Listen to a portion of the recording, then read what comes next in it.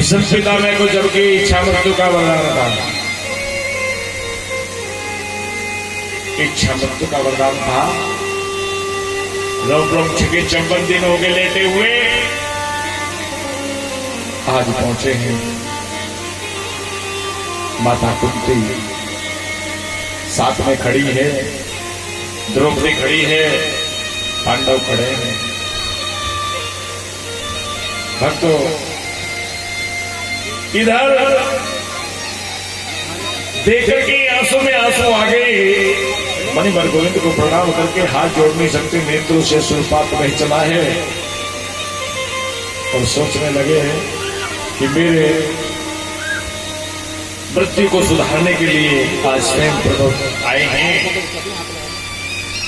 आज स्वयं मैं तसला ला रही थी, मना कर दिया इन्होंने। लियाऊं क्या?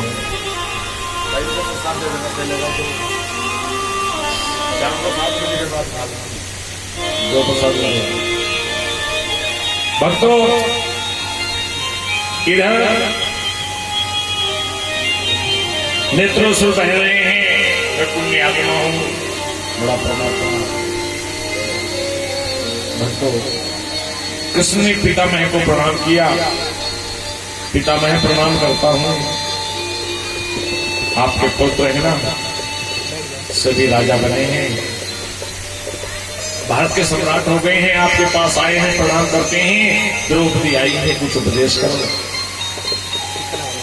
इस प्रसंग को जरा ध्यानपूर्वक सुनना आप लोग, इधर उधर ध्यान मत करना, ध्यान देना। आज क्या कहा है भीष्म पितामह ने?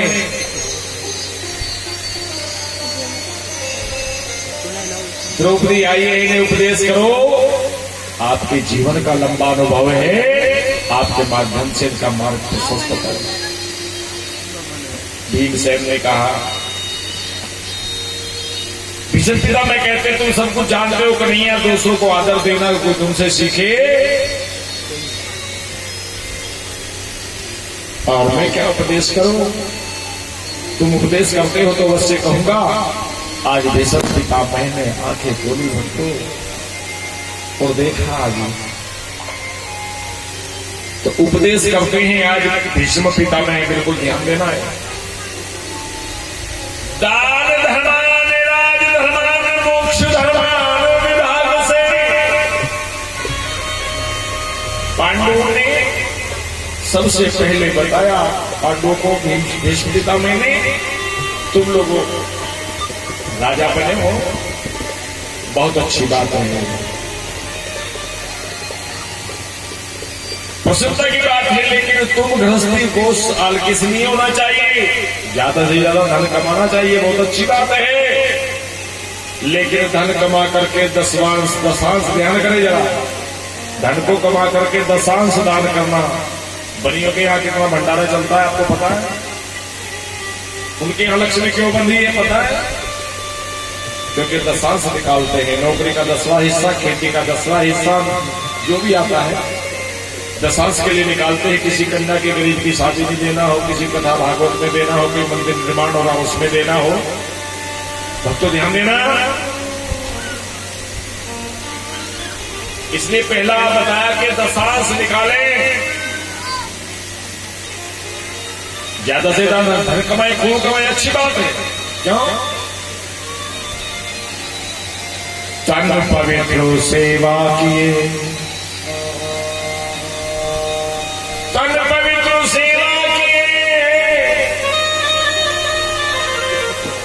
और धन पवित्र करे दान, मन पवित्र हरि भजन सो हो त्रिविध कल्याण।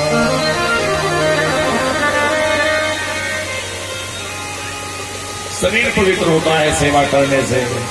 भागवत में आप सेवा करें, गरीब व्यक्ति है कोई बुजुर्ग, उसकी सेवा करें, बुजुर्गों की सेवा करें, कथा में जाए, मंदिर में जाए, सत्संग में जाए, कोई सेवा कार्य जरूर किया करें। तन पवित्र सेवा किए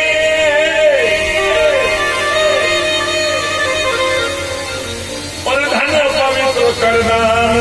धन पवित्र आपका होता है जब आप दान करते हैं। और मन पवित्र हरि भजन सो हो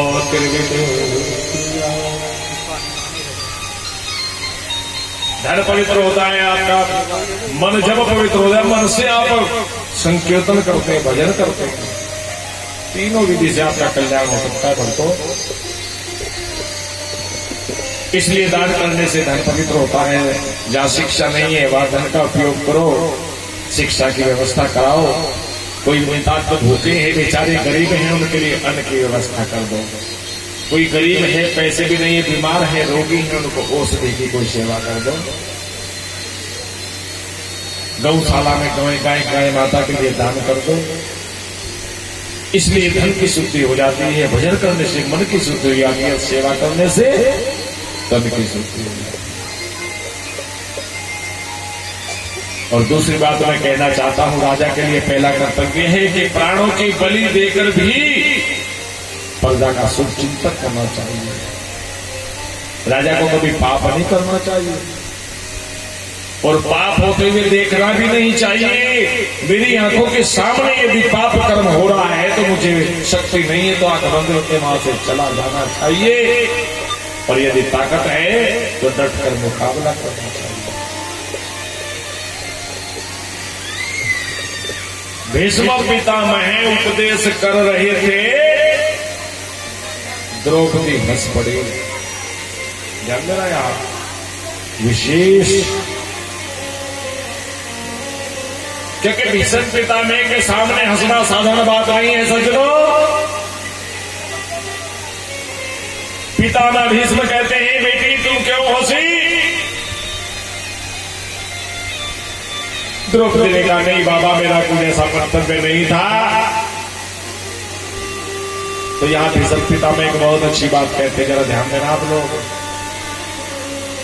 जो कुलवंती नारी होती है, जो गृहिणी होती है, कुलवंती नारी, सुलक्षणी नारी होती है, वो बिना कारण के कभी नहीं हंसती। ये बात स्वयं भीष्म पितामह ने द्रौपदी से कही, पांडवों के बीच बड़ी सभा। और बेटी, इस कुंठा को लेकर मैं मरना नहीं चाहता। अरे अर्जुन मुझे क्या मारेगा, मुझे तो इच्छा मृत्यु का वरदान है। 54 दिन हो गए बेटी, मेरे शरीर से एक एक बूंद रक्त की निकल रही है। सत्य बताओ, कारण क्या है?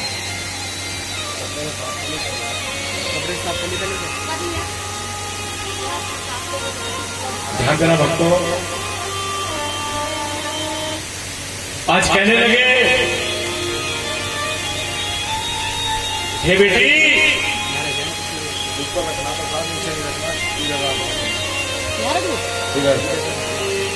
नीचे नहीं रखना, ध्यान देना। और कहने लगे, हे बेटी सच बताओ। आज द्रौपदी ने कहा, सुनो तो भीष्म पितामह, जिस समय आपका गुरु, आप सबके बड़े चहेते योद्धा बहादुर,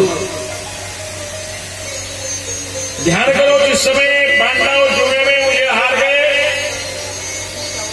उस समय मैंने जब 16 समय में थी, जब पांडव अपने आप को जुए में हार गए, तो मुझे दांव पर लगाने का अधिकार उसको किसने दिया? और बड़ी सभा में अबला नारी को रजस्वला स्थिति में खींच करके लाने का कहां का धर्म है? और शायद याद करो पितामह, वो मेरे जीवन की घड़ियां मुझे आज तक याद है, मुझे काट करके खाती हैं कि यदि आप इशारा करते तो दुशासन की क्या हिम्मत थी मेरी साढ़ों का पल्लू में स्पर्श भी कर पाता, लेकिन आप देखते नहीं। आपकी आंखों के सामने एक नारी का अपमान होता रहा, आपने सर नीचा कर लिया था पितामह। आज जवाब दीजिए,